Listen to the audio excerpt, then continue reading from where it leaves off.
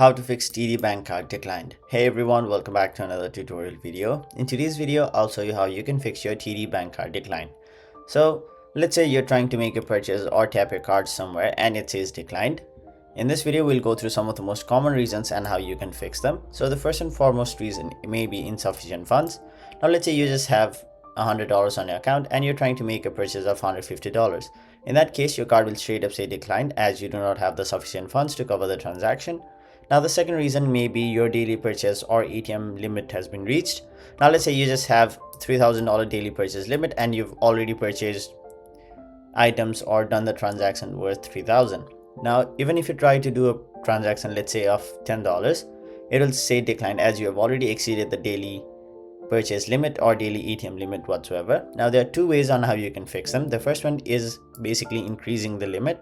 Talk to your bank and increase the limit. And the second thing is basically wait for the next day where your limit resets to 0. Now the third thing may be you are entering your card details incorrectly. So make sure you are entering the correct card number, the expiry date and the CVV of your card. The fourth reason may be your card has expired or that your card is locked. So make sure your card is unlocked and the card is active and running.